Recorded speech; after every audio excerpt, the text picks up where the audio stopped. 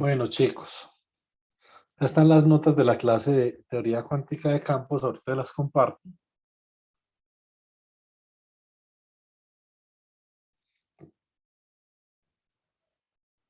Y abramos un nuevo PDF. Bueno, no es un PDF, un nuevo cuadernito.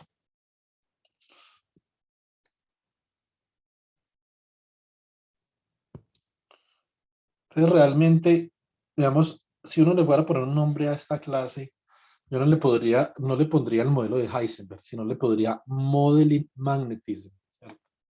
Entonces, ese sería, digamos que pienso yo, el nombre más adecuado para esta clase.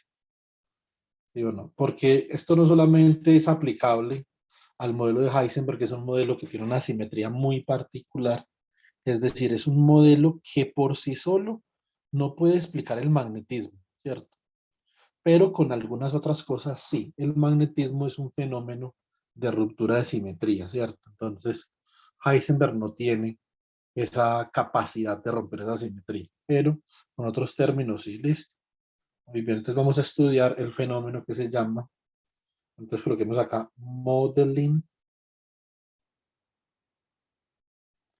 magnetism, ¿cierto? Entonces, aquí diría yo que comienza un curso de magnetismo de posgrado, ¿cierto?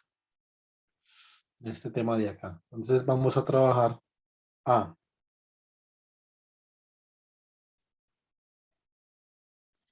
magnetism of localized electrons. Nosotros podemos modelar el magnetismo de electrones localizados o de electrones itinerantes, pero el magnetismo de electrones itinerantes es más complicado. Es como, por ejemplo, es algo parecido a la clase que vimos hoy en teoría cuántica de campo a temperatura finita. Entonces, magnetism of localized electrons. Listo.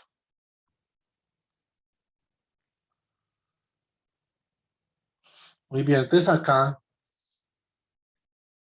vamos a ver varias cosas. Lo primero, el magnetismo es una consecuencia de la interacción microscópica de Coulomb. Entonces, digamos que es la primera frase que uno debería aprender sobre magnetismo, digamos desde una perspectiva un poco más avanzada, ¿cierto? Entonces, magnetism is a consequence of Coulomb interaction. Pero a nivel microscópico, pues, ¿cierto? Entonces, no es la interacción de Coulomb entre un vaso de agua y una gaseosa, ¿cierto? Sino que es entre electrones en un material, ¿cierto? Entonces, ahora, eh, mm, el, la interacción de Coulomb se puede dividir en dos interacciones residuales, ¿cierto? Es Coulomb interaction.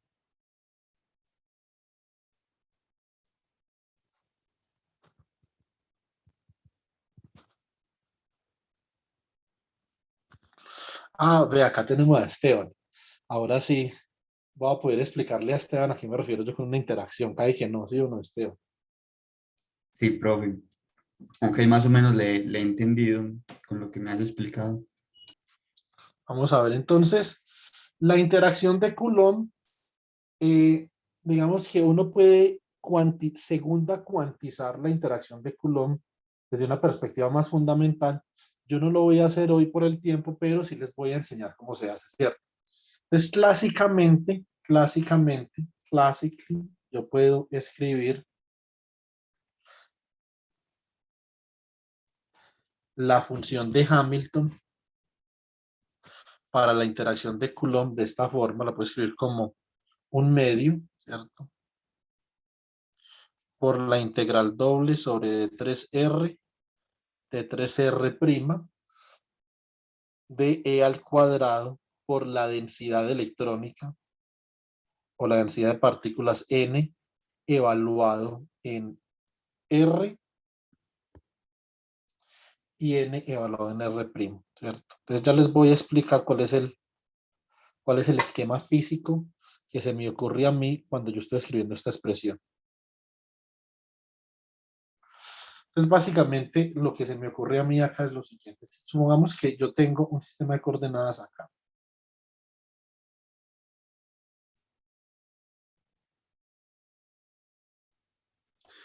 Entonces, esto es X, Y Z. Listo, muy bien. Entonces, supongamos que esta distribución de carga, esta es una distribución de carga, ¿cierto? Entonces, acá yo voy a tener una densidad de carga que viene dada por la densidad de partículas multiplicada por la carga del electrón, ¿cierto?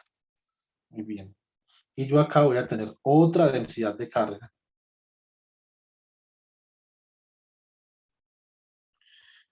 que viene dada por la densidad de partículas por la carga del electrón.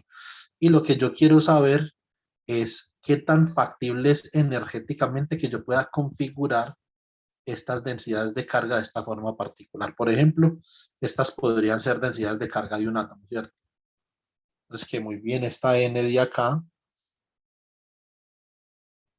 simplemente sería la integral, ¿cierto? O bueno, realmente no, porque esta sería una función de R. O sea, esto sería simplemente la función de onda al cuadrado. ¿Cierto? Usted la multiplica por la carga, se le va como la densidad de carga. Y esto se puede hacer clásicamente. De hecho, mis estudiantes de física 2 en los parciales, yo les coloco a hacer este tipo de cálculos con la ley de Gauss, ¿cierto? Entonces, ¿qué significa esto? Si yo tengo, por ejemplo, que la posición de un diferencial de carga,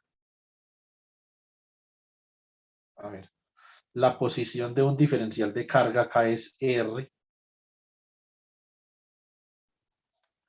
y la posición de un diferencial de carga acá es R'. Es la distancia entre estos dos diferenciales de carga. Básicamente es la magnitud de R menos R', ¿cierto? Y así entonces yo escribo, por ejemplo, la energía potencial de Coulomb. ¿Cuál es la energía potencial de Coulomb? Entonces sería igual a el diferencial de carga, digamos, dQ por dQ', ¿cierto? Aquí esto sería 1 sobre 4 pi epsilon sub 0 sobre la magnitud de R menos R', ¿cierto? Muy bien.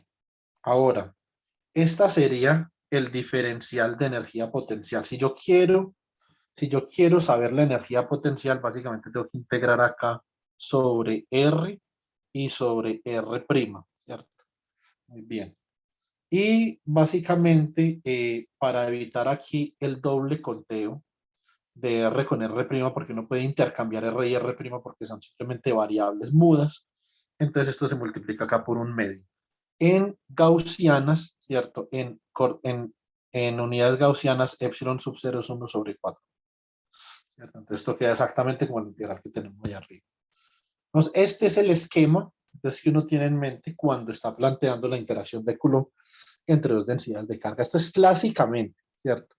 Vamos a ver qué pasa cuando introducimos mecánica cuántica. Cuando introducimos mecánica cuántica, lo que vamos a hacer es que vamos a reemplazar las densidades de partículas, las vamos a reemplazar por operadores número escrito en términos de operadores de campo. Listo. Muy bien. Entonces, quantum mechanically. Listo.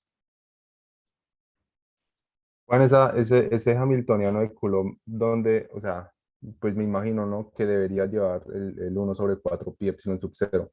¿Por qué no lo lleva? Bueno, ya le explico. Es Esto, por, es por lo que acabé de decir. Vale, cuidado, Roger. Dígame una cosa, ¿usted sabe cuánto vale la capacitancia de dos placas paralelas de esta forma? Esta área es A y la distancia entre ellas es D. ¿Se acuerda cuánto vale eso o no? no me acuerdo, pero sí lo vimos en electrodinámica. Listo, muy bien. Entonces, esto es igual a epsilon sub 0 por el área sobre la distancia. ¿Cierto? Muy bien. Esto acá está en farad por metro. y área sobre distancia en metro, por lo tanto, esto queda en farad. Bueno, muy bien. ¿Cuál es el problema que nosotros los físicos teóricos tenemos con esto? Y por eso nos hemos declarado de alguna manera en rebeldía con el sistema internacional de unidades, ¿cierto? Entonces ya lo voy a explicar. La razón es que la capacitancia, Roger, debería ser pura geometría. O sea, es muy extraño que la capacitancia dependa de epsilon sub cero si la capacitancia simplemente es geometría, ¿cierto? Entonces, ¿qué es capacitancia? La capacidad que tiene este sistema de placas paralelas para almacenar energía, ¿cierto? O este otro sistema de placas paralelas, siendo, por ejemplo, cilindros concéntricos, ¿cierto?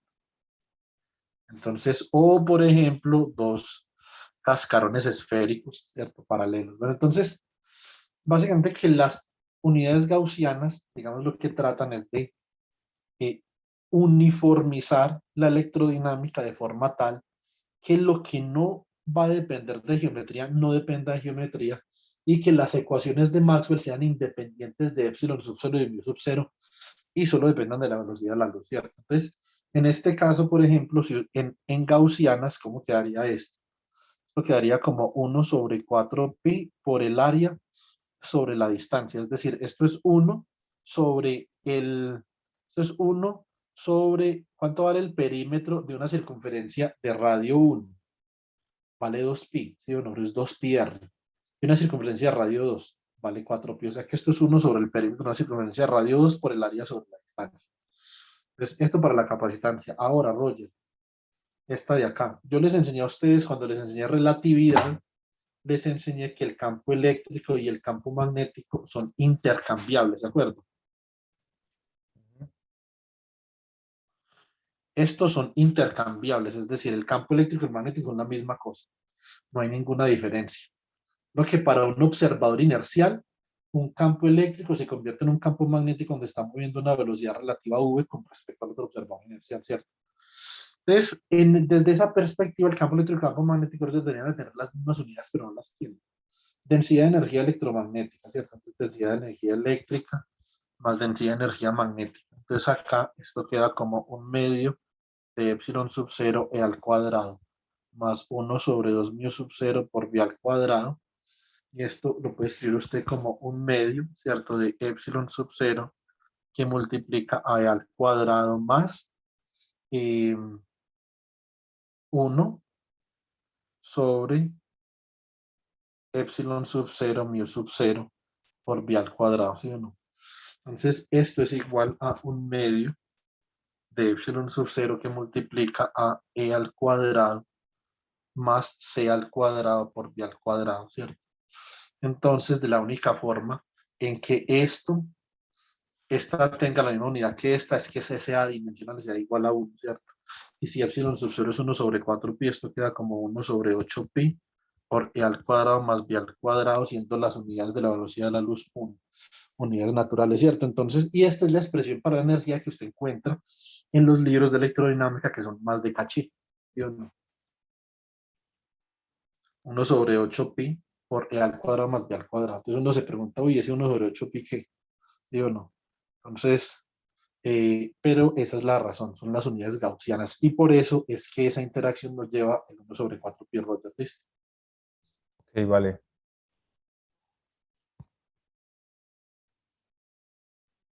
Entonces, esto son unidades gaussianas y pues la mayoría de los libros de física teórica estaban unidades gaussianas, ¿cierto? Bueno, muy bien. Entonces ahora, mecánica cuánticamente lo que nosotros hacemos es que expresamos un operador para describir el número de partículas en una posición R o alrededor de una posición R con un spin SZ. Esto lo vamos a expresar de la siguiente forma, chicos. Esto no son funciones de onda, eso es clave. No son funciones de onda, son operadores de campo y los operadores de campo son una superposición de operadores de creación y de destrucción. Listo. Entonces acá tenemos, entonces, si daga dr, sz. Listo. Por si dr, sz. ¿Sí o no? Muy bien. Ahora, si nosotros queremos saber, nosotros queremos simplemente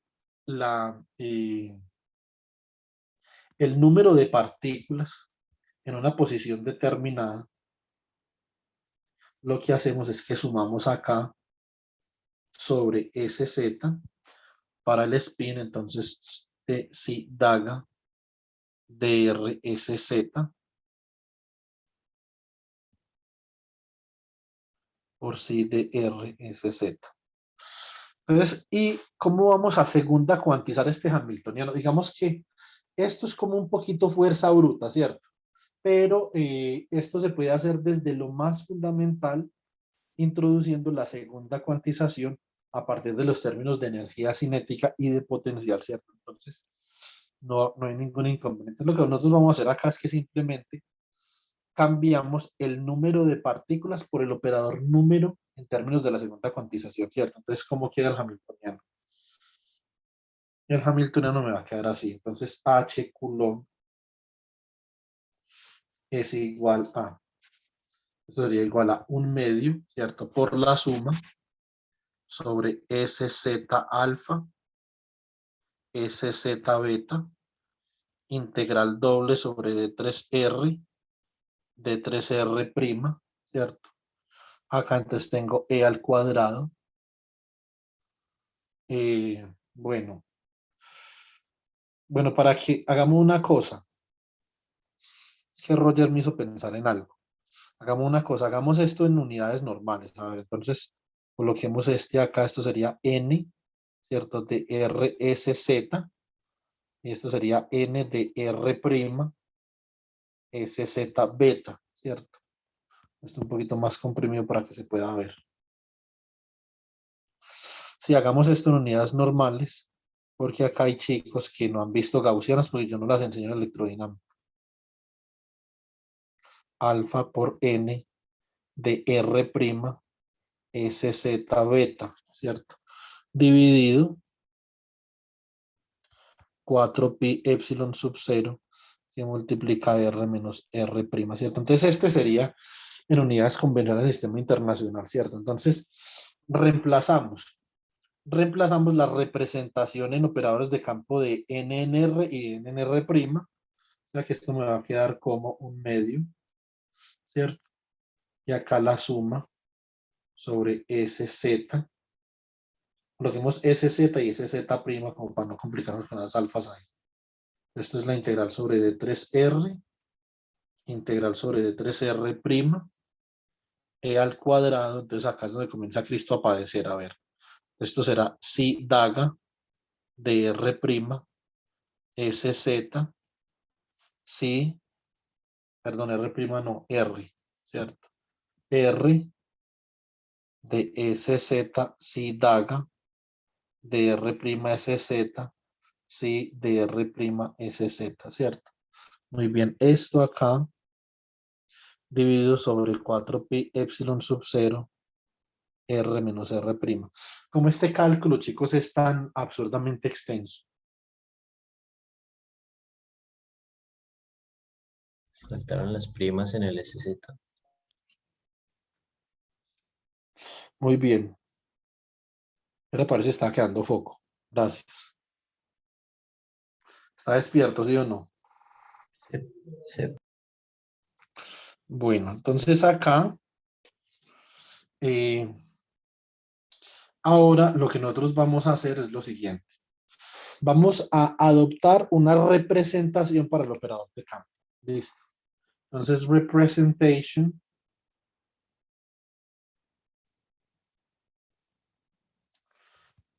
for the field operator psi of R is Z. Listo. Entonces, ¿cómo hace uno? La representación es arbitraria, ¿cierto? Usted puede representar el operador de campo como usted quiera. O sea, otra cosa es que no exista un método analítico con el que usted pueda parametrizar el operador de campo, ¿cierto? Porque usted, por ejemplo, tiene unos operadores de campo, hace un conjunto de ecuaciones linealmente independientes, ¿cierto? Y entonces usted debe determinar cuáles son las funciones escalares que representan esa superposición, ¿cierto? Y puede que usted no pueda determinar las funciones escalares porque le dio una matriz que no es invertible. Bueno, entonces, dependiendo del sistema físico, usted debe escoger una parametrización del operador de campo. En general, un operador de campo es un operador de campo.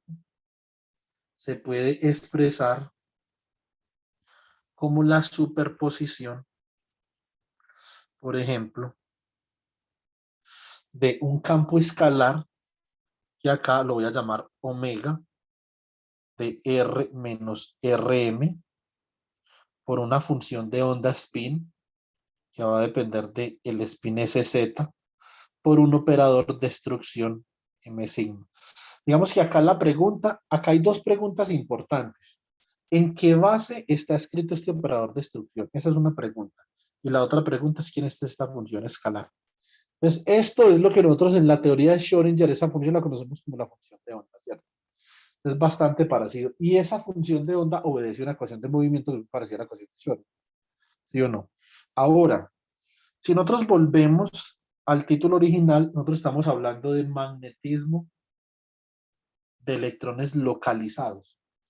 ¿Qué implicación tiene eso? La implicación que tiene eso es que cuando yo crea o destruya un electrón con estos operadores en el operador de campo, los voy a estar destruyendo o creando alrededor de un punto con una dispersión relativamente pequeña porque el electrón está localizado, ¿cierto?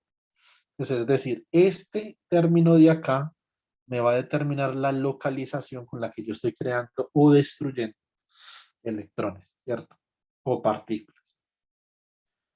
Entonces, cuando yo tengo un orbital que está relativamente localizado, yo tengo que representar este operador de campo con una función escalar que sea relativamente localizada. ¿Qué función escalar conocen ustedes que sea relativamente localizada?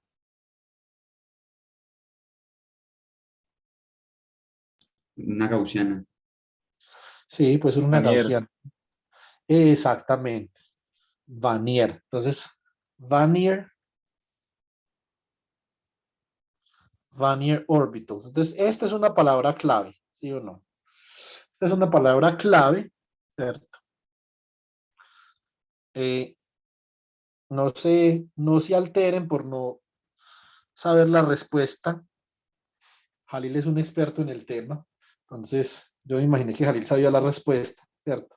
Pero esto ya cuando ustedes comiencen, digamos, a trabajar en el estado sólidos y lo hagan con una relativa solvencia, entonces ustedes van a poder descubrir que hay diferentes tipos de orbitales por uno representar operadores de campo, ¿cierto? Uno de esos son los orbitales de Vanier. Los orbitales de Vanier son localized orbitals, pero hay varios, ¿cierto? Entonces también están block functions, pero los block functions, que son las transformadas de Fourier de los orbitales de Vanier, son para electrones itinerantes, ¿cierto? Que están delocalizados en una red. Estos no, estos están localizados en una red. Estos son localized orbitals. Entonces, para el caso de magnetismo de electrones localizados, básicamente que lo que nosotros tenemos es que podemos tener, por ejemplo, una red, ¿cierto? Tendríamos un material y nosotros vamos a poder crear o destruir electrones con un determinado spin según nos indique esta función de onda omega, ¿cierto? Entonces, solamente alrededor de esta posición central y típicamente no va a haber un traslape entre vecinos cercanos, ¿cierto? Porque son electrones estacionarios. De otra forma, hay personas que a esto le llaman magnetismo de aislantes, ¿cierto? Pero lo que pasa es que hay, cuando uno ve esto en términos topológicos, hay metales que también tienen electrones estacionarios ahí y que son electrones que producen magnetismo. Uno también podría decir que esto es magnetismo de metales, pero donde la contribución magnética viene prioritariamente de los electrones en la banda de valencia y en la banda de conducción. Digamos que otra forma del problema. Entonces acá vamos a estar creando unos electrones, por ejemplo, alrededor de esta posición, ¿cierto? Esta posición acá va a ser R mayúscula sub M, ¿cierto? Según la que tengo acá. ¿Sí? Entonces lo creo. Esta función de donde está centrada en R sub M y lo que yo voy a hacer es que voy a sumar para todos los M vecinos más cercanos, ¿cierto? De R, ¿cierto? Que es la posición donde básicamente estoy yo evaluando el número de partículas. Listo. Entonces, estos son los orbitales de Vanier. tengo acá. Vamos a hablar un poquito más de esto. Son orbitales localizados. Muy bien. Entonces, si yo reemplazo esta representación en este Hamiltoniano que tengo acá, esto es un cálculo muy largo, entonces hay que mirar a ver cómo hacemos para entendernos en este tema.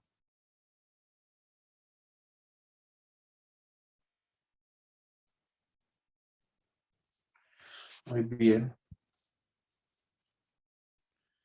Esto es la suma sobre M y sigma, por ejemplo, de omega asterisco de R menos R sub M, ¿cierto? Digamos que podría ser N, podríamos cambiar acá de variable Dumi.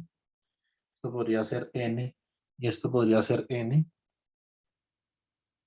Entonces acá quedaría X sub sigma asterisco de SZ, esto sería C sub N sigma daga, ¿cierto? Muy bien, entonces cuando nosotros vamos a reemplazar esto en el Hamiltoniano, nos va No, a no es quedar necesario, no es necesario etiquetar el sigma, o sea, diferente, como sigma prima, sí, sí, para claro. después Sí, sumar. Ah, ok. sí. Usted lo puede reemplazar así cuando reemplace acá en el Hamiltoniano, ¿cierto? Entonces ahora el Hamiltoniano, ¿cómo nos va a quedar? Entonces nos va a quedar H Coulomb y esto es igual a, uy, no, ¿qué bandera esto? A ver, un medio de S, la suma sobre SZ y SZ prima, ¿cierto? Entonces, esto es D3R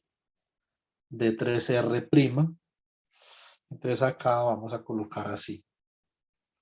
Entonces coloquemos acá psi dagger of R es Z, psi of R es C, ¿cierto? Que multiplica a E al cuadrado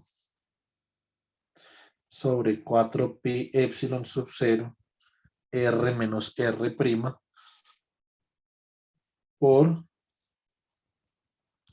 psi dagger of R es C prime, psi of R prime es C prime, ¿cierto?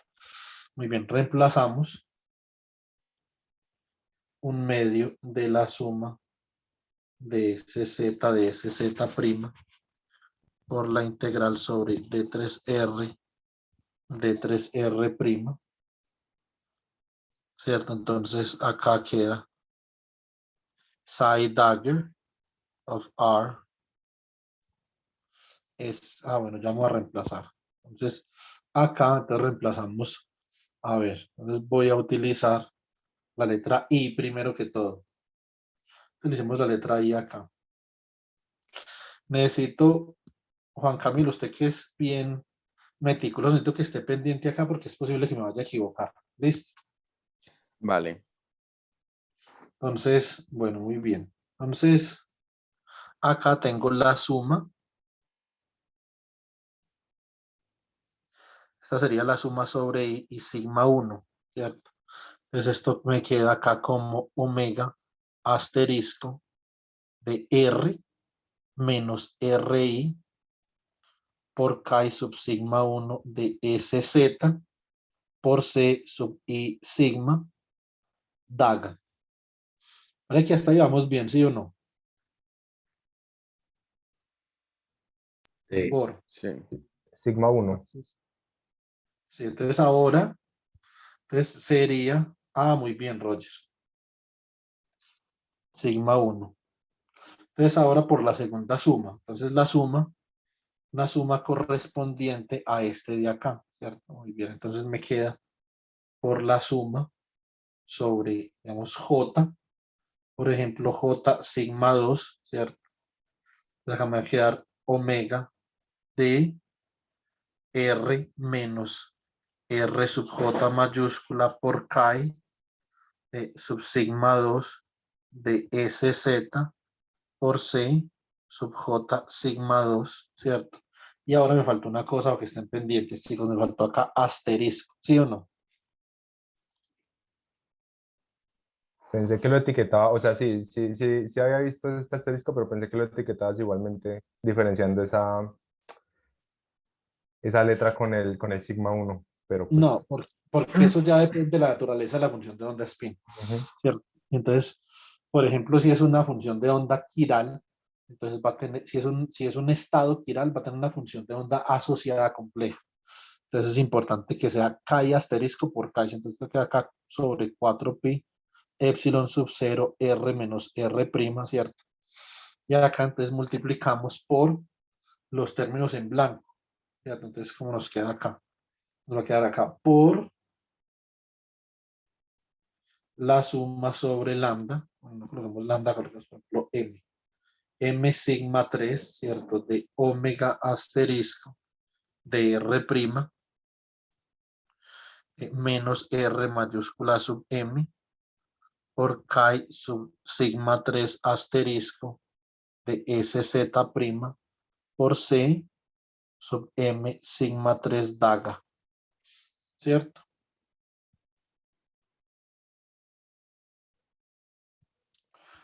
Muy bien, este hagámoslo en blanquito. Entonces, por la suma sobre N sigma 4 de omega de R prima menos Rn K sub sigma 4 de SZ prima por C sub N sub sigma 4. Bueno, chicos, preguntas, inquietudes, vicisitudes, reclamos, sugerencias. Este es el tiempo.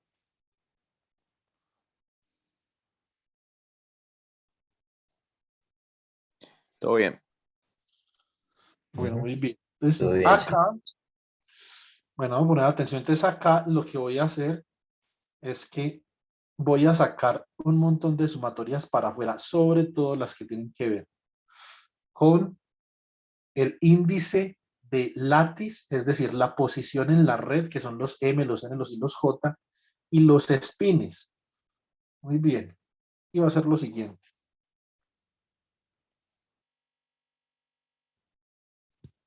Entonces, esto acá es un medio por la suma sobre sigma 1, sigma 2, sigma 3 y sigma 4. Acá por la suma sobre I, J, M y N. ¿Cierto? Muy bien. Entonces acá me va a quedar la integral doble sobre D3R y D3R', ¿cierto? De E al cuadrado. Esto es una mala idea. Un segundo, chicos. Hago una cosa acá. Vamos a ver si puedo comprimir esto un poquito más. Un medio suma sobre sigma 1, sigma 2, sigma 3, sigma 4. Suma sobre I, J, M y N. Acá entonces me va a quedar la integral sobre D3R, la integral sobre D3R', y acá entonces me va a quedar E al cuadrado, ¿cierto? Entonces me va a quedar omega asterisco DR menos RI omega DR, ¿cierto? Menos RJ omega asterisco DR' menos RM omega de R' menos Rn. ¿Ahí se ve bien o no? Sí. Sobre 4pi epsilon sub 0 R menos R', ¿cierto? Los operadores de segunda cuantización, que son operadores fermiónicos que crean y destruyen electrones, naturalmente no van a conmutar, o sea que yo tengo que conservar este orden en el que estos operadores aparecen, hay que conservarlo. Listo. Bueno, muy bien. Entonces, a ver. Acá, entonces me va a quedar lo siguiente. Ahora me van a quedar las sumas sobre los espines. Entonces me va a quedar acá, no sobre los espines, no, sino sobre los S. O sea que esto es la suma sobre SZ de K sub sigma 1 asterisco de SZ por K sub sigma 2 de SZ, ¿cierto? Acá me va a quedar igualmente la suma sobre S sub Z prima de K sub sigma 3 asterisco de S sub Z prima por K sub sigma 4 de S sub Z prima, ¿cierto? Bueno, Genial. Entonces, a ver. Estas, las funciones de onda spin son ortonormales, ¿cierto? Por lo tanto, este término de acá, ¿cuánto me da este término? ¿Esa suma cuánto me da? Delta. ¿Pero cuál delta? Delta. Delta sigma 1, sigma 2. Eso. Delta sigma 1, sigma 2. Y este me da delta sigma 3, sigma 4. ¿Cierto? Bueno, muy bien. Y acá, entonces me van a quedar el producto de los operadores de segunda cuantización en el orden que yo había especificado. O sea, C sub I. ¿Cierto? Voy a ver acá, C sub I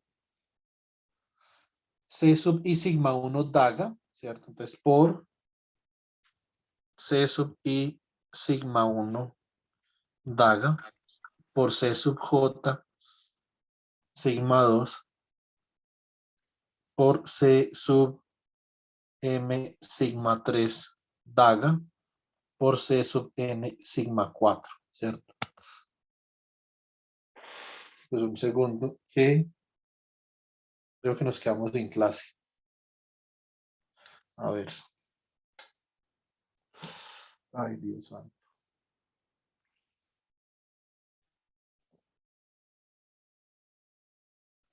A ver si yo encuentro. Ahí tenía yo otro lápiz. Me partió la punta del lápiz. A ver.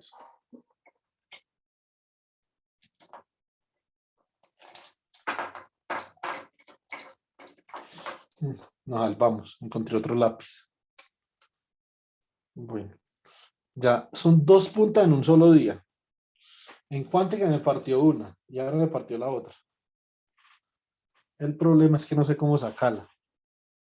Pero bueno, ahí miraremos a ver cómo se saca eso. Listo. Entonces, acá, a ver. Entonces, este es el producto. Acá tenemos un producto de 4 operadores, ¿cierto? Es un producto de 4 operadores, Esteban. Colocar acá el nombre de Esteban. Listo. Vea, Esteban. Producto de 4 operadores, ¿sí o no?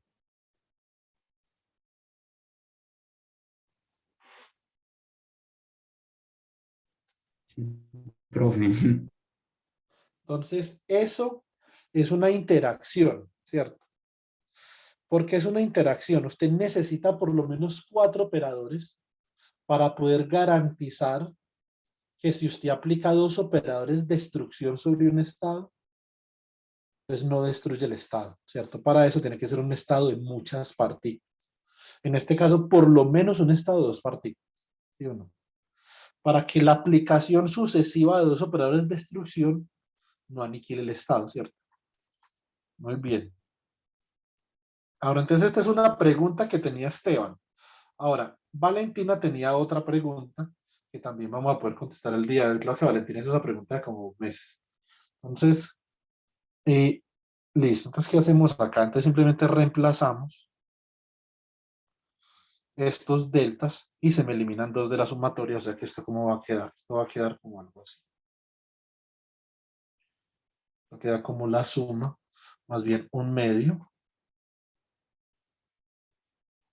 por la suma sobre sigma 1, sigma 2, la suma sobre I, J, M y N, ¿cierto? Entonces acá queda la integral sobre D3R, la integral sobre D3R', omega asterisco de R menos RI, omega de R menos RJ,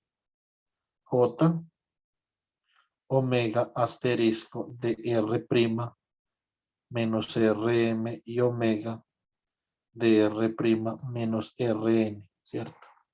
Sobre 4pi epsilon sub 0 R menos R', listo, bueno, muy bien. Entonces, como estas, ya acá implementé estas deltas,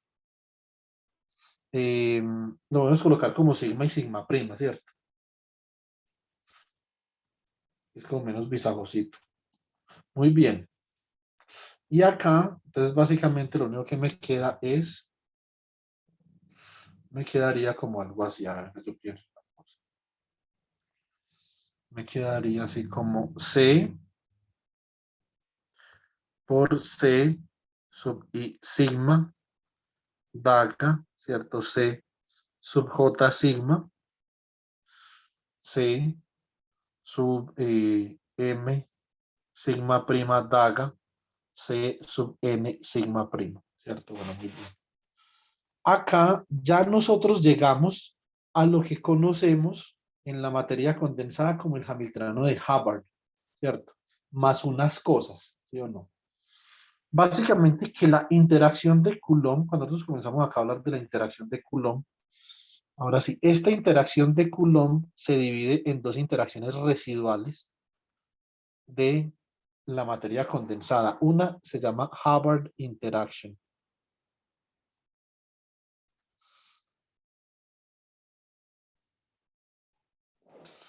Y la otra interacción se llama exchange interaction.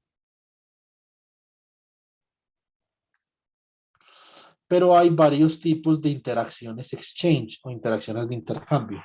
No solamente una. La que nosotros vamos a derivar hoy es una interacción de intercambio en ausencia de acoplamiento spin-órbita y anisotropía magnetocristalina, ¿cierto? O sea, esta es una interacción de intercambio isotrópica y simétrica, como vamos a ver. Listo, bueno, muy bien. Desde acá, ¿qué podemos hacer nosotros para llegar a cada una de esas interacciones? Dime, Roches. Profe, una pregunta, pues, antes de que siga.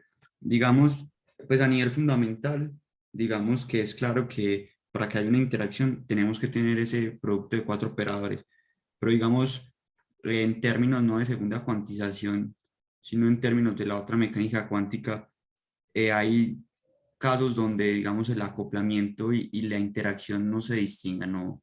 O siempre, para hablar de interacción hay que hablar desde la segunda cuantización. Sí, hay que hablar desde la segunda cuantización. O sea, usted, por ejemplo, lo que pasa es que, ¿qué sería, por ejemplo, una interacción desde la perspectiva de la función de onda? O sea, yo pensando sería una función de onda, por ejemplo, que dependa de dos posiciones, ¿sí o no? Por ejemplo.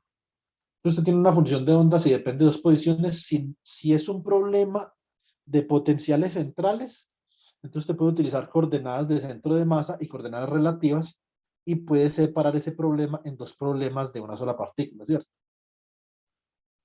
Ahora, si el problema no es un problema de potenciales centrales, o sea, ¿qué puede hacer usted? Si usted no tiene acoplamiento spin-órbita, por ejemplo, usted podría, pero lo tiene que hacer aproximadamente. O sea, usted puede, por ejemplo, utilizar la aproximación de Hartree-Fock.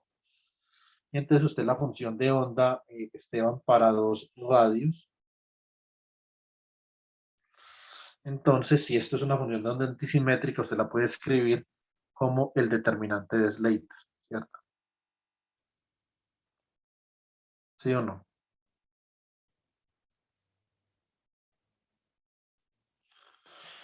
Ahora, ¿cómo sería el acoplamiento?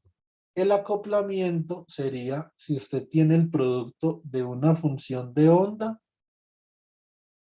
usted tiene el producto interior en un espacio funcional entre la función de onda de un sistema y la de otro sistema, ¿cierto? Esto significa, a ver, yo pienso. O sea, usted sí puede tener interacciones en el esquema de la función de onda.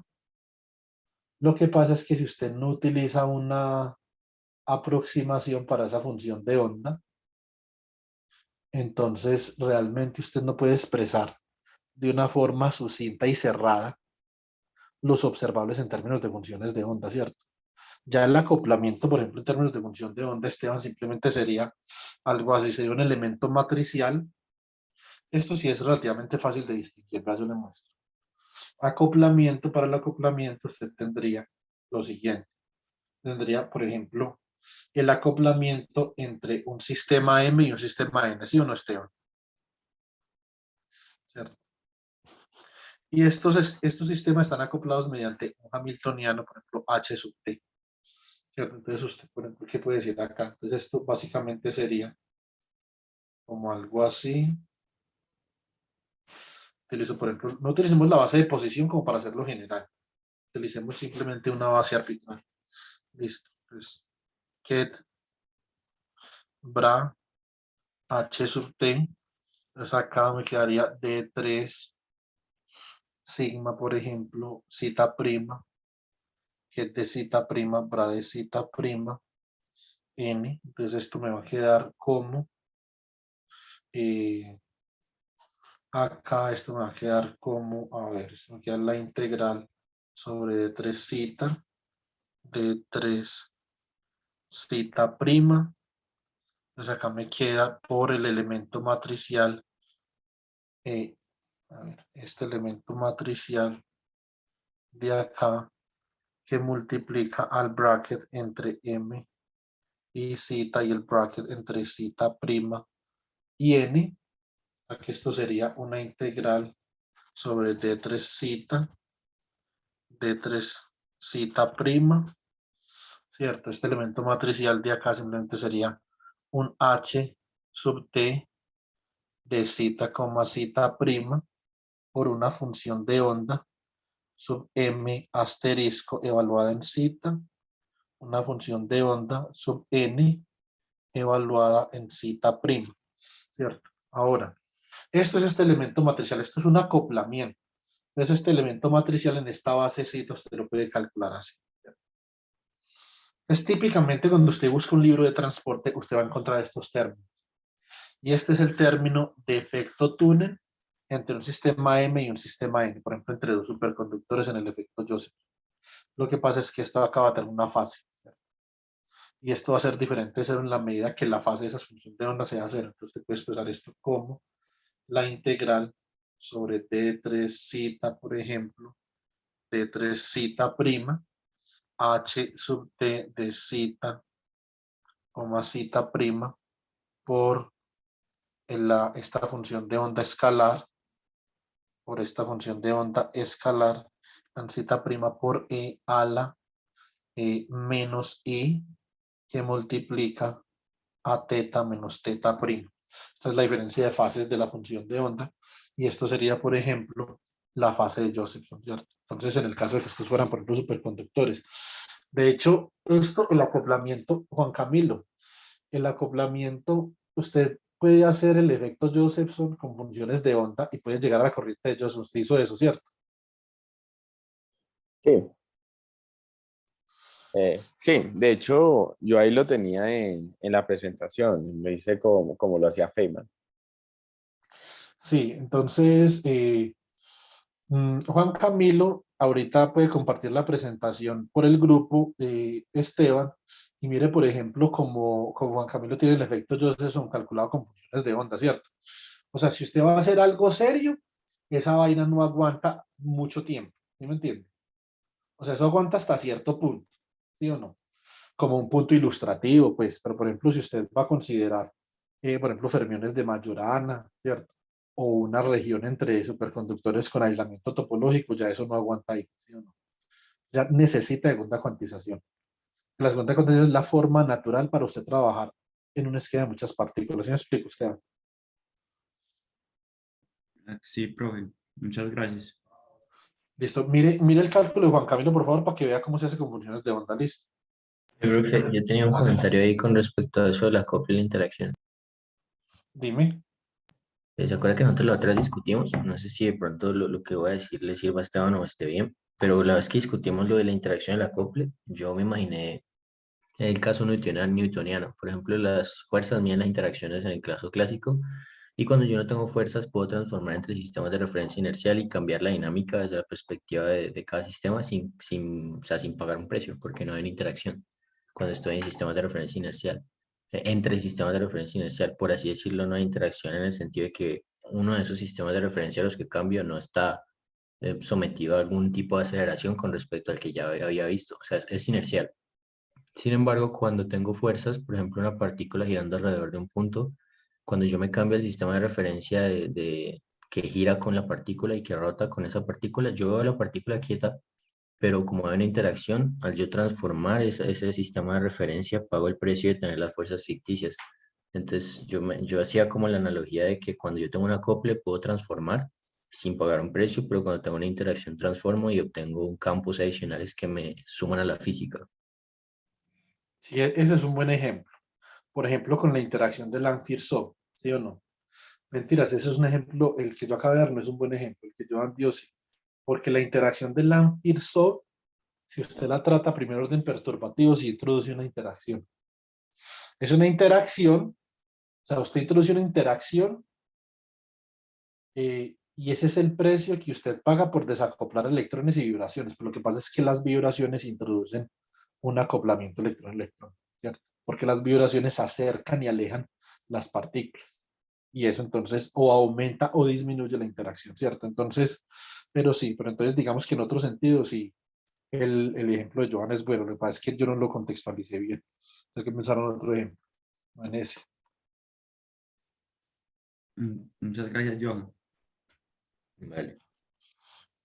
Listo, muy bien. Entonces, ¿ahora qué vamos a hacer? Ahora voy a utilizar una relación de anticonmutación, ¿cierto? Quiero utilizar una relación de anticonmutación para intercambiar estos dos de acá.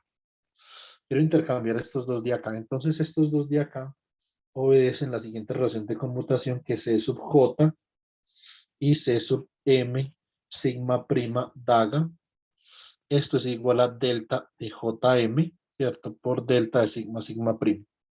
De acá, entonces, el producto C sub J por C sub J sigmas por C sub M sigma prima daga menos C sub M sigma prima daga por C sub J sigma. Entonces esto será igual a delta JM por delta sigma sigma prima, ¿cierto? Entonces, de acá, entonces básicamente lo que yo puedo ver es que tenemos que C sub J sigma por C sub M sigma prima daga. Esto es igual a delta JM por delta sigma sigma prima más C sub M sigma prima daga C sub J sigma. Listo.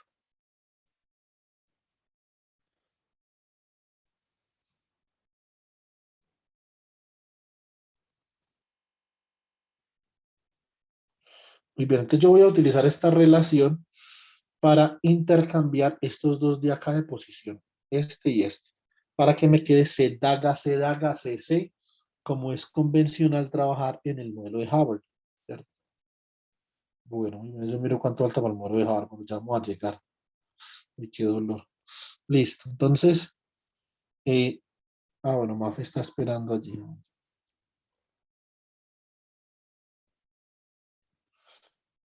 Muy bien, entonces acá yo tendría H Coulomb. Entonces esto me va a quedar de la siguiente, esto es un medio de la suma, ¿cierto? Sobre sigma y sigma prima. La suma de acá, a ver, yo reviso una cosa, a ver si puedo hacer el cambio. No, todavía no. Es que esa integral de ahí está como Boletowski. A ver. Entonces yo pienso una cosa, chicos. Entonces esto sería como I, J, M, N. Y esta integral doble de acá, entonces sería la integral doble sobre D3R prima, omega asterisco de R menos RI, Profe, omega de RM menos RJ, ¿sí?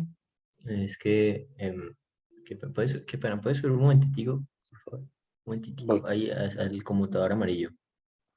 sí. Segundo, Joancito. E al cuadrado, ¿cierto? Sobre 4 pi epsilon sub 0 R menos R primo. Sí, Eh, ¿por qué menos? No, no es... claro, claro que es menos. Yo un dormido. No le dije que yo me iba a equivocar. Ah, ya, estaba pensando en otra cosa. Sí, es más y el lo de abajo menos, ¿no? Claro. No se debe confundir por el enemigo, viejo. Bueno, Listo. Entonces acá, entonces me queda C sub I es por C sub I sigma daga, ¿cierto? Y acá entonces paréntesis, ¿cierto? Muy bien, entonces entre paréntesis coloco delta JM por delta sigma sigma prima, ¿cierto? Menos C sub M sigma prima daga por C sub J sigma, ¿cierto? Y acá simplemente coloco, este último era C sub N sigma prima, ¿cierto? Muy bien, observen una cosa, estos dos deltas hacen que nosotros estemos sumando simplemente sobre dos índices acá, ¿cierto? Y nos dejan solamente dos operadores, CI y CN. Entonces vamos a mirar cómo queda el primer término y lo vamos a despreciar. ¿Por qué? Porque este simplemente es el Hamilton, que es la parte de la interacción de Coulomb. Pero entonces la interacción de Coulomb, entonces va a ser mecánica cuánticamente. Yo tendría H igual, por ejemplo, a un hamiltoniano cinético que tiene operadores de segunda cuantización de la forma C daga por C más un hamiltoniano de Coulomb que tiene operadores de la forma C daga, C, C, ¿cierto? O sea que si de aquí sale algo que tenga la forma C daga C, viene a contribuir a este H0 de acá. Muy bien. Esta parte de acá vamos a tener dos Hamilton, entonces el primero es cuando yo implemento las deltas, o sea que sigma es igual a sigma prima y que J es igual a M, ¿cierto? Muy bien. Entonces acá como nos queda, esto nos va a quedar como un medio por la sumatoria. Acá es una suma, a ver, sobre, un segundo, sobre sigma, sí, muy bien. Y acá entonces me queda la suma, si J es igual a M, me queda IJ N, ¿cierto? Acá me queda la integral sobre D3R, integral sobre D3R prima E al cuadrado, omega asterisco, ¿cierto? DR menos RI por omega DR menos RJ, omega asterisco de R prima menos RJ y omega de R prima menos RN, ¿cierto? Bueno, muy bien. Esto de acá sobre 4 pi epsilon sub 0 R menos R prima, listo. Muy bien.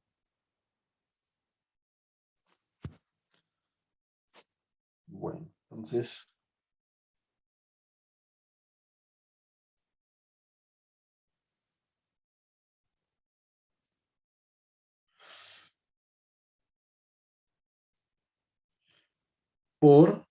¿por quién?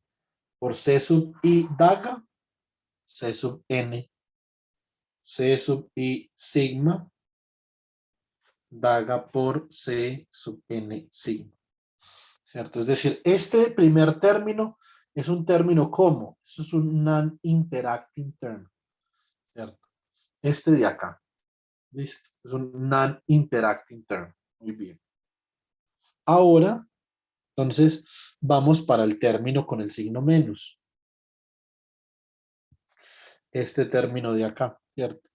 Entonces, ese término, ¿cómo me quedaría? Entonces, me quedaría acá menos un medio, la suma sobre sigma y sigma prima, la suma sobre I, J, M y N, integral sobre D3R, integral sobre D3R prima, E al cuadrado, omega asterisco de R menos RI, omega de R menos RJ, ¿cierto? Omega asterisco de R prima menos RJ, perdón, este sí es RM porque acá no tengo el delta, omega de R prima menos RN, ¿cierto?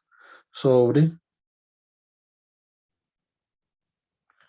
4 pi epsilon sub 0, R menos R prima, ¿cierto? acá que multiplica a C sub I sigma daga por C sub M sigma prima daga, ¿cierto? Por C sub J sigma por C sub N sigma prima. Entonces, esta última parte de acá, que ya tiene la forma C daga, C, C. Este es el que nosotros vamos a utilizar de ahora en adelante como Hamiltoniano de Coulomb. Listo, este de acá. Y el otro lo absorben los términos cinéticos, ¿cierto? Este de acá lo absorben los términos cinéticos porque esa no es una interacción, ¿cierto? Entonces no nos sirve. Bueno, muy bien. A ver. Profe, los términos que no son de interacción son entonces de acople o tienen otro nombre. No, este término sería, si este término sería de acople, pero también sería de autoenergía o de energía, porque vea, si cuando I sea igual a N, esto sería como un número de partículas. Entonces, para I igual a N, esto queda como CI sigma daga por CI sigma, o sea que esto es un número de partículas, o sea que sería una energía, ¿sí o no? Pero para I diferente de N, esto sería un acople. Esto sería un acople entre dos sitios, entre el sitio I y el sitio N. ¿Sí pilla? Con el mismo spin. Luego, analizándolo sería como, o sea, ese término me indicaría, por así decirlo, la energía asociada a una configuración para alguna cierta estructura, ¿cierto? Sí, exactamente. Como si fuera un hopping, pues, ¿sí o no? Como si fuera un hopping, no, es un hopping. ¿Sí me entiende? Sí. ¿Listo, Esteban, o qué? Pero igual en últimas uno podría, como es un acople, uno lo podría diagonalizar. Sí, exactamente. Uno lo puede analizar, sino que, por ejemplo, los parámetros de pronto se le renormalizan, pues, ¿sí o no? Ajá. Entonces en últimas uno lo puedes expresar como una energía. Exactamente. O sea, usted lo puede expresar con una energía, pero por ejemplo, con una energía desplazada, ¿sí o no? Por ese hopping, por ejemplo, por un hopping de alquímico. Pero sí, Juan Camilo tiene razón, eso es diagonalizable. Usted escoge la base apropiada, Esteban, y eso le queda diagonal, una energía. ¿Me explico? Sí, profe, listo. Bueno, muy bien. Entonces, ahora, ¿qué vamos a hacer acá? Yo pienso.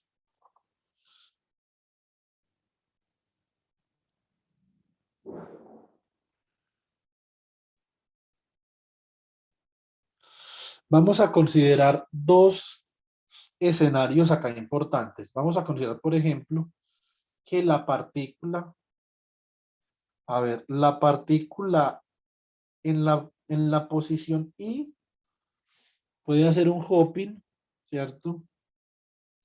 Eh, la partícula en la posición I puede hacer un hopping a la posición N. O la partícula en la posición J puede hacer un hopping a la posición M, ¿cierto? Ese proceso que yo les acabo de escribir ahí, entonces, proceso 1. Entonces, hopping de la posición I o del índice I al índice, por ejemplo, M, ¿cierto? O hopping de la posición J al índice N, ¿cierto? Si de I a M, bueno, hagamos esto así, primero hagámoslo de I, a ver, hagámoslo de I a N y de J a M, ¿cierto? Entonces, esto es un proceso. ¿Qué otro proceso es posible? El otro proceso que es posible sería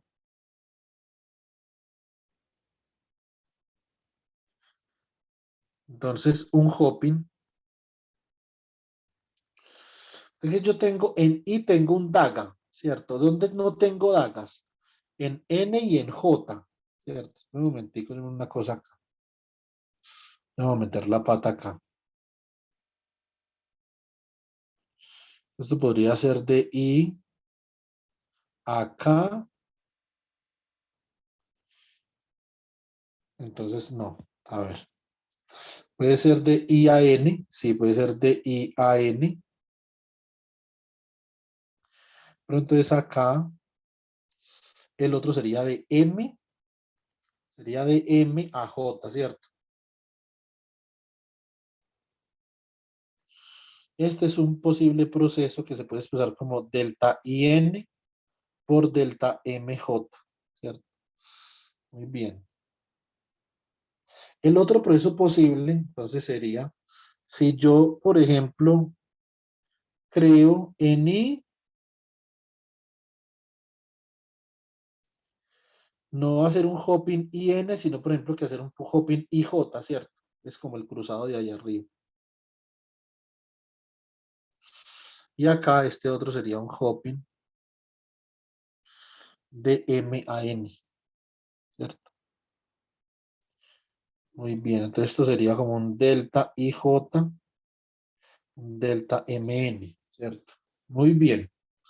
Entonces ahora lo que yo voy a hacer es que voy a incluir ese término acá, ¿cierto? Porque son los dos términos que representan un proceso realizable, ¿cierto? Bueno, muy bien, entonces me queda H Coulomb como un medio, más bien menos un medio, sigma, sigma prima, suma de IJMN, integral sobre D3R, integral sobre D3R prima, e al cuadrado omega asterisco, ¿cierto? DR menos RI, omega de R menos RJ, omega asterisco de R prima menos RM, omega de R prima menos RN, ¿cierto?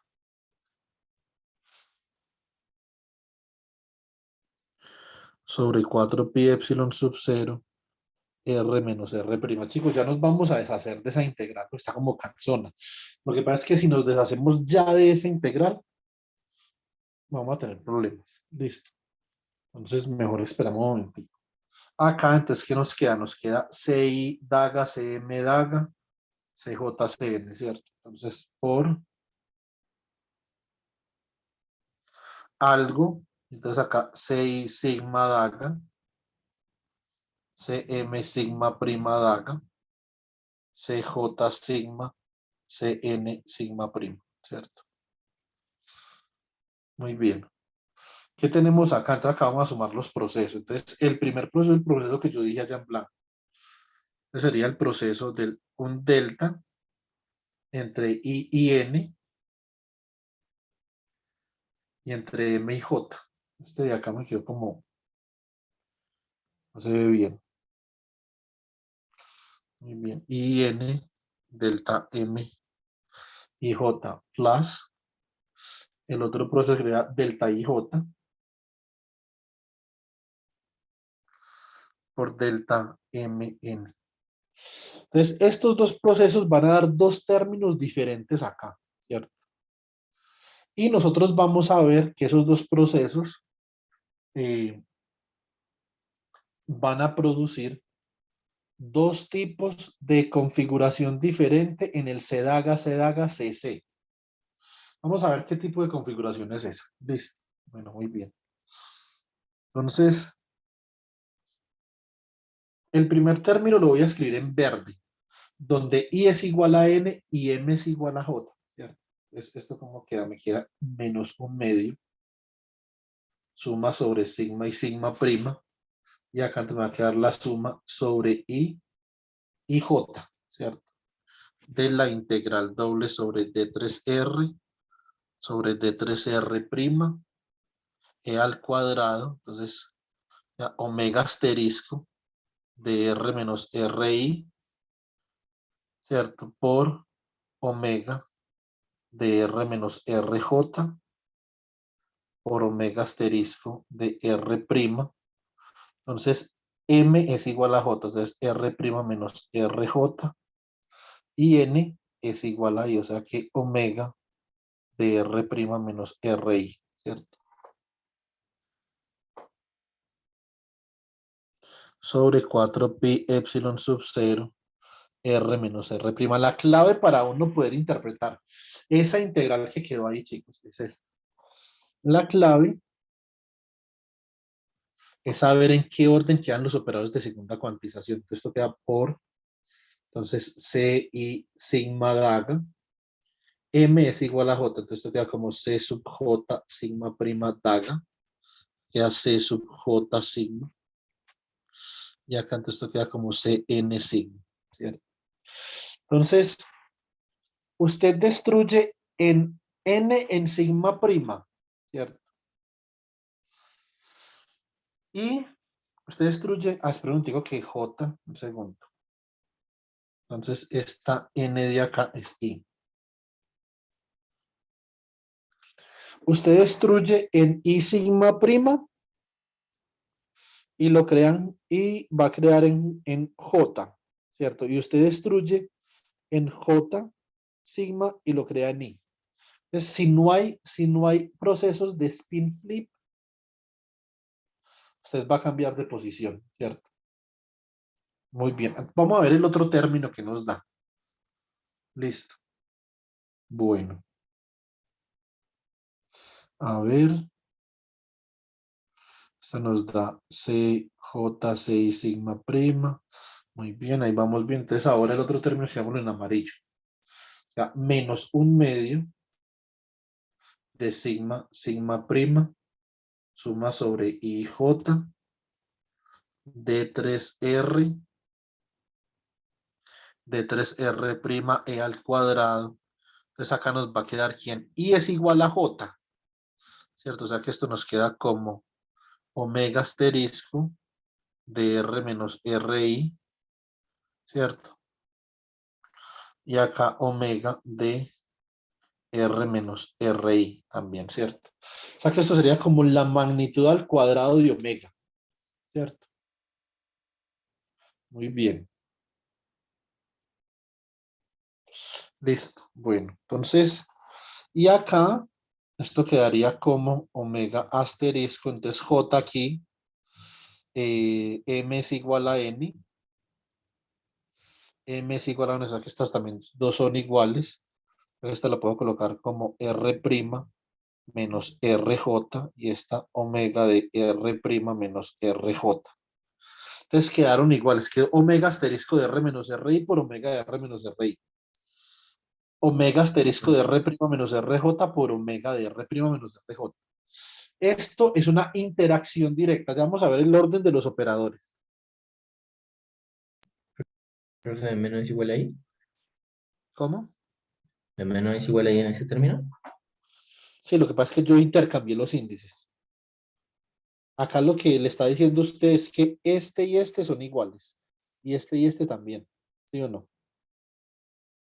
Ok, Y así quedaron acá. ¿Sí pilla? listo. Entonces, epsilon sub 0, R menos R'. Listo, vamos a ver cómo quedó el orden de los operadores de la segunda cuantización acá.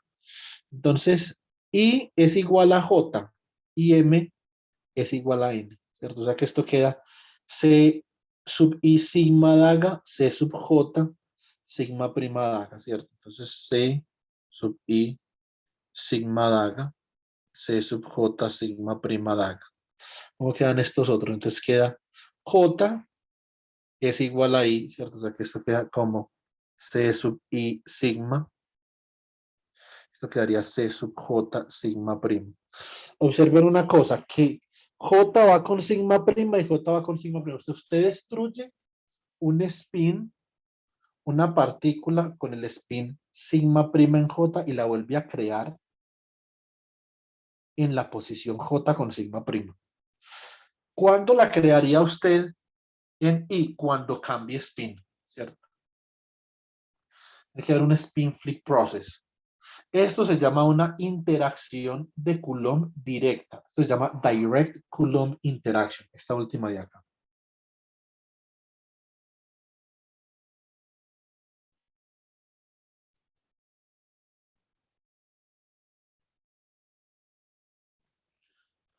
Interaction, ¿cierto?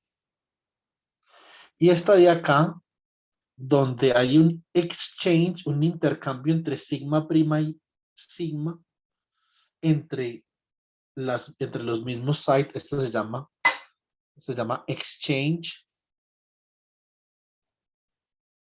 Coulomb interaction. Listo. Del exchange Coulomb interaction es de donde viene el hamiltoniano de Heisenberg. Por eso es que se llama la interacción de intercambio de Heisenberg. Viene de la interacción de Coulomb. Lo que yo voy a hacer ahora, digamos por convención, es que voy a cambiar estos dos de acá de posición. Yo puedo porque ellos anticonmutan y la anticonmutación me quita el signo menos de ahí, ¿cierto? O sea que esto de acá me va a quedar de la siguiente forma. Entonces me va a quedar H Coulomb, ¿cierto? Yo le coloqué prima porque no estoy considerando el término cinético que es aquí ahora.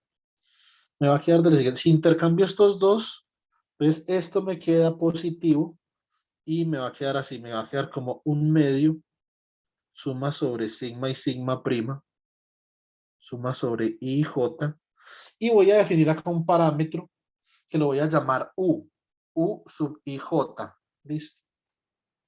Ese parámetro U sub IJ va a ser toda esa integral que está ahí en amarillo. Es más, coloquemos, si ustedes gustan, ese parámetro en amarillo. Este es un parámetro que si yo no conozco la solución exacta del problema multipartícula, no lo puedo calcular. Si no tengo que conocer la solución exacta del problema de muchas partículas, porque necesito conocer estas funciones de Wannier, estas omegas de acá. Y si yo no conozco el problema, la solución del problema de muchas partículas, yo no conozco las funciones de Wannier, ¿cierto? Necesito conocer las funciones de Wannier para poder calcular esta integral de acá, así sea numéricamente, ¿cierto? Esta integral, entonces la denoto como U sub IJ. Listo. Y acá, entonces, ¿qué va? Después de U sub IJ, entonces van a ir estos términos que yo tengo acá en rojito. Va a ir C sub I sigma, C sub J sigma. Estos son dagados. Acá antes me queda como C sub J sigma. Y aquí prima por C sub I sigma. Esto que yo tengo acá se llama el modelo de Hubbard. Listo.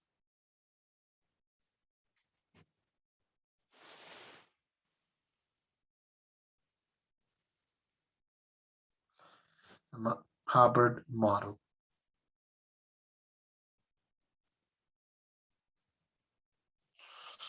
Ahora, hay modelos de Hubbard, por ejemplo, que son multibanda, ¿cierto?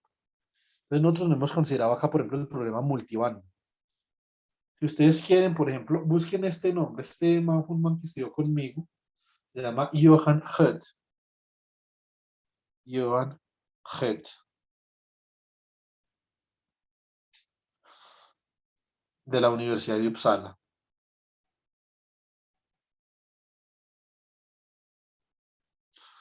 ¿Cierto? Muy bien. Entonces, Johan Hutt, en su tesis de doctorado, estudió, por ejemplo, el modelo de Hubbard multibanda para metales de transición, ¿cierto? Para también, por ejemplo, para óxidos de cobre, de itrio, de bario, ¿cierto? Que es un material superconductor a alta temperatura y podía predecir con el modelo que les enseñé ahorita en la clase de teoría cuántica de campo a temperatura finita. Entonces él podía predecir con una muy buena, con un accuracy, como accuracy en español, como precisión, ¿cierto? Las propiedades electrónicas de esos óxidos de cobre, ¿cierto? Entonces, pero esos son con modelos de Hubbard multibanda, ¿cierto? Muy bien. Ahora, entonces viene el segundo, que es este de acá, es el Exchange Coulomb Interaction. Entonces acá va a quedar de la siguiente manera. Me queda menos un medio la suma sobre sigma y sigma prima, ¿cierto? Y acá la suma sobre I y J, ¿cierto? Entonces esa integral está ahí en verde, colocamos acá en verde. Entonces va a haber acá una constante que yo voy a llamar J. J i sub J, ¿cierto? Y acá la multiplico por estos de acá. Entonces CI, CJ, CJ, CI, ¿cierto? CI, CJ, CJ, CI. ¿Sí o no? Muy bien.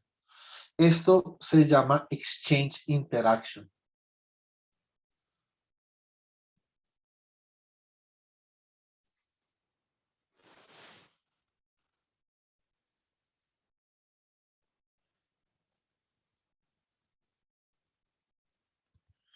Exchange interaction, ¿cierto? Y esta es con la que vamos a trabajar la semana entrante, la próxima clase, para obtener el modelo de Heisenberg, ¿cierto? A partir de acá se puede obtener el modelo de Heisenberg con el que nosotros trabajamos con magnetismo, ¿cierto? Muy bien, entonces ya nosotros vamos a ir trabajando con esta acá. Hay una restricción, vamos a mirar esta integral en verde. Y tiene que ser forzosamente diferente de J. Y J no pueden ser iguales, ¿cierto? Entonces, en el caso de que I y J sean iguales, esta integral de acá se indetermina. Entonces quedaría omega de R menos RI, omega de R, asterisco omega de R menos RI, omega asterisco de R menos RI, omega asterisco de R menos RI. Esto terminaría dando por acá cuando ustedes integran, les va a dar que R', ¿cierto? Va a dar que R' para que esto sea diferente de cero tenga que ser igual a R y esto se indetermina, ¿cierto? Entonces, mm, R en ese caso, y tiene que ser forzosamente diferente de J. Listo. Bueno, muy bien. Segundo, yo reviso una cosa por acá.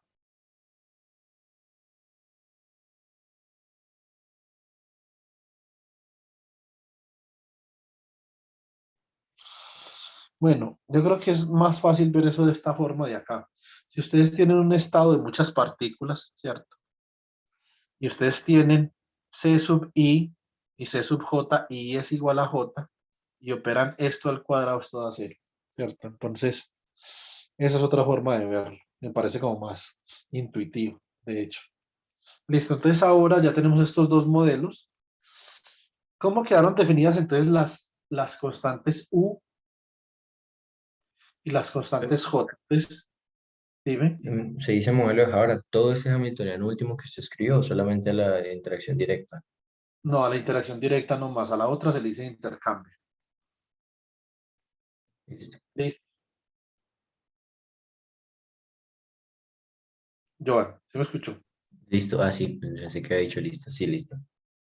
Bueno, muy bien. Entonces acá, esta integral J y J básicamente es esto. Esto acá es la integral sobre D3R, D3R', E al cuadrado, entonces esto quedaría omega asterisco de R menos RI,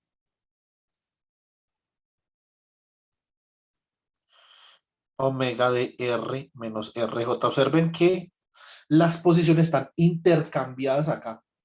Entonces, una es R y la otra es RJ, y acá entonces me queda omega asterisco de R' menos RJ por omega de R' menos RI, ¿cierto?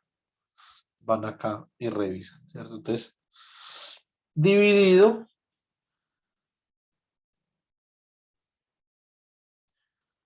4pi epsilon sub 0 que multiplica a R menos R'. Bueno, muy bien. Entonces,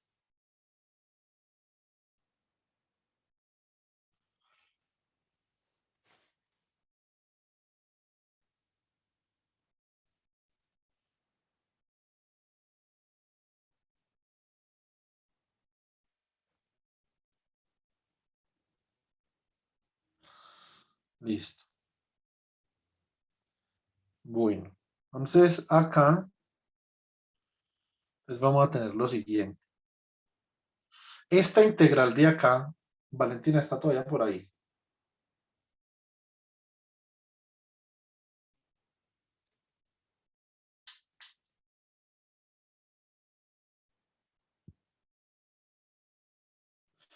Valentina, ¿me escucha?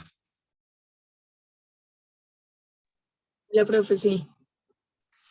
Esa integral de ahí, Valentina, se llama integral de intercambio. Esa es la integral de intercambio. Se llama un exchange integral.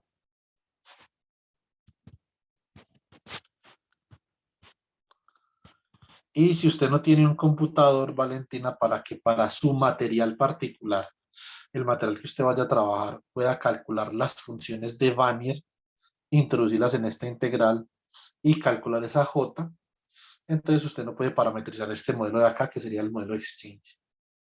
¿Sí, picha? Fue lo que usted me preguntó acá aquel día, ¿se acuerda? Sí, sí. Entonces, eso se podría, profe, entonces calcular, digamos, para un tipo de átomo en específico. No, por material, no átomo, sino material, o sea, un cristal, por ejemplo. Ah, listo. Por ejemplo, una lámina de cobre, ¿cierto? Por ejemplo, el óxido de manganeso, como algo así. Y entonces acá nos va a quedar entonces el exchange interaction, que es con lo que nosotros queremos trabajar, ¿cierto? Entonces exchange interaction, entonces nos quedaría como menos un medio de la suma sobre sigma y sigma prima, suma sobre i j, j i j, de, entonces esto quedaría acá como c sub i, sigma daga, quedaría como c sub j, sigma daga, entonces acá c sub j, sigma prima. Ah, no, un segundo. Me equivoqué con las sigmas acá. La C sub J, sigma prima, C sub J sigma, C sub I sigma prima. Este sería el exchange interaction. Lo que nosotros vamos a hacer la próxima clase es que vamos a expandir esto en términos de la suma sobre sigma y sigma prima para spin half systems, ¿cierto? Para sistemas de spin un medio. Por ejemplo, para sistemas de spin 1, Halil lo tiene explicado en la tesis cómo se haga la interacción de Heisenberg para spin 1, ¿cierto? Si esto fuera en spin 1, pues acá hay que hacer otra cosa diferente. Lo que pasa es que Halil, eso es perturbativo lo que usted hace, ¿cierto? Sí, señor. Bueno, entonces yo no sé si, o sea, yo nunca he visto hacer de esta forma esto para spin 1. Yo creo que debe ser un dolor de cabeza, pero de esos tamaños James Rodríguez, pues, ¿sí o no? Entonces, pero me imagino que sería chévere como intentarlo. El que hace Jalil es perturbativo. Esto también se podía hacer perturbativamente, ¿cierto? Lo que pasa es que acá no es necesario porque el problema de spin un medio no es tan complicado. El problema de spin uno sí es más jodido. Y entonces tenemos acá la interacción de Hubbard, que es la interacción directa de Coulomb. Y esa integral U y J, pues ¿cómo queda U y J? U y J, esto quedaría como la integral sobre D3R, la integral sobre D3R', ¿cierto? De E al cuadrado omega asterisco de R menos RI omega, ¿cierto? De R menos RI, que son iguales. Entonces, omega asterisco de R' menos RJ, omega de R' menos RJ, ¿cierto? Sobre 4pi epsilon sub 0, R menos R'. Y en la literatura, esto se conoce como Coulomb integral.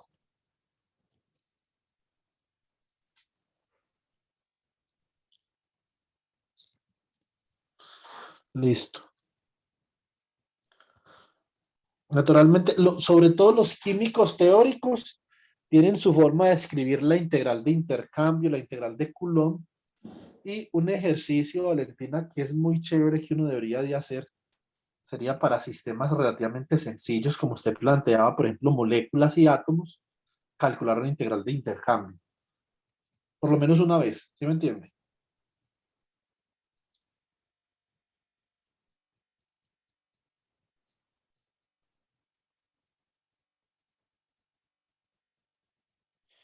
Y sí me escuchó Valentina. Sí, profe, ¿Usted? no, que estoy acá teniendo problemas con el audio. Se escucha muy pasito. Ah, ya.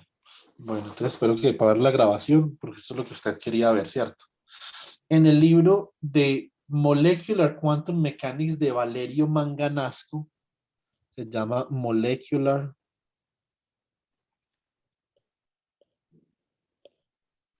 Quantum Mechanics. Así se llama el libro. El autor, Valerio Manganasco.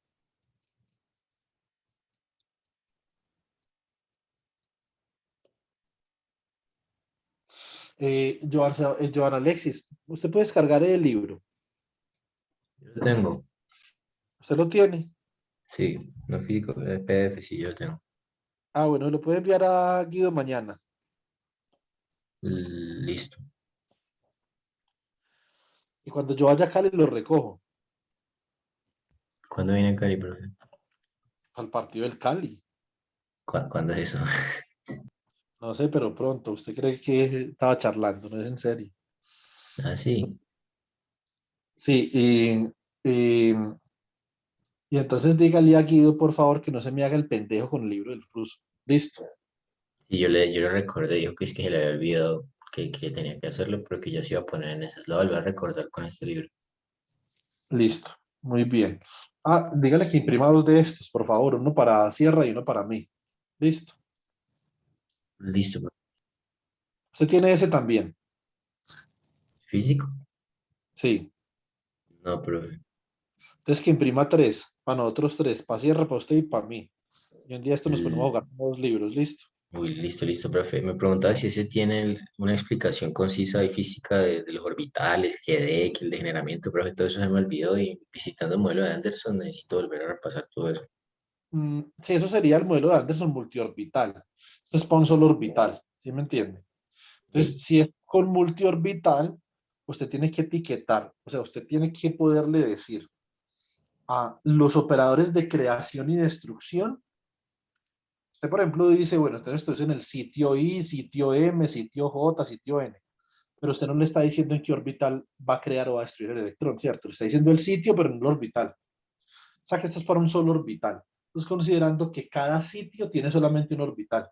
Si usted considera multiorbital de multi-orbital Hubbard model, entonces la integral, por ejemplo, de Coulomb y la integral de intercambio van a tener otros índices, entonces va a ser ya un tensor, por ejemplo, de rango 4, y ese tensor le va a decir a usted, entonces, en qué sitio lo crea, entre qué sitio estamos hablando y entre qué orbital estamos hablando. ¿Sí me explico?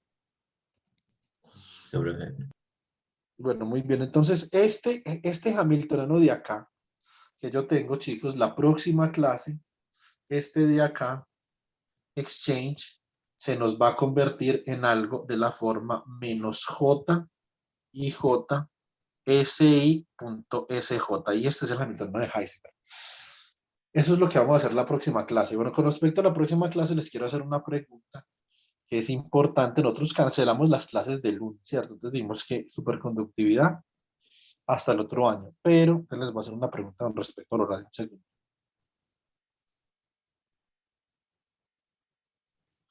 Guardemos esto para que ustedes lo puedan estudiar, sobre todo para Roger, porque a Roger le toca exponer este tema. ¿Sí o no, Roger?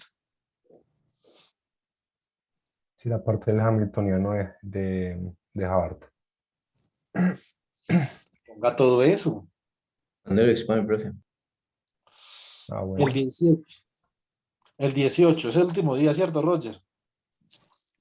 El 18 es sábado, sí. La otra semana. Mañana que hay en el curso del viernes, el sábado que hay en el curso de materiales, profe. El sábado en el curso de materiales vamos a ver algo sobre la interacción de electrón-fonón y vamos a completar la parte de magnetismo, ¿cierto? Entonces, eh, yo la parte de la ley de Curie no la voy a dar porque la tengo en videos, entonces se la voy a poner a Roger a que se le vea en videos. Pero en vez de eso voy a hacer otras cosas de magnetismo, que es magnetismo de los iones paramagnéticos, por ejemplo, ¿cierto? entonces el GLAM factor. Y voy a ver una cosa muy chévere que me hubiera gustado verla acá en este curso también, por los que quieran asistir el sábado. Voy a ver la susceptibilidad dinámica y la susceptibilidad de Matsubara, ¿cierto? Entonces, como para enseñar sobre, por lo menos a llegar a la susceptibilidad y eso para qué sirve, ¿cierto? Solamente ahí, digamos que no voy a avanzar mucho, porque ya el único matriculado que queda es Roger, ¿cierto? Entonces, lo voy a dejar hasta ahí, sin hacer, digamos, mucho énfasis en eso. Y la última clase, cuando Roger exponga, entonces voy a hacer el modelo BCS, pues que ustedes ya lo han visto, simplemente se lo voy a enseñar a Roger, o para que Roger y Ángel sepan que es superconductividad y ya. Listo. Listo.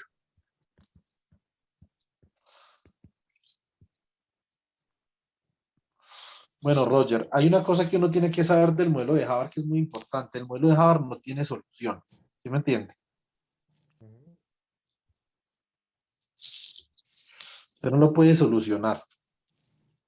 Como no lo puede solucionar, pues tiene que utilizar aproximaciones.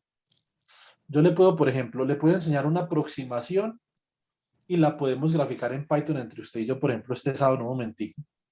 Y usted puede trabajar con esa aproximación para que lo solucione. Si De una, quisiera el modelo de Havard, ¿sí me entiende? de una, me parece.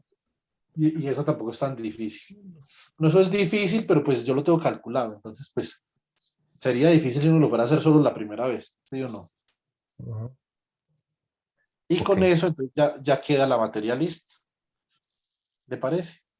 Sí, hágale, hágale. Me Bueno, muy parece. bien. Hoy estaba en reunión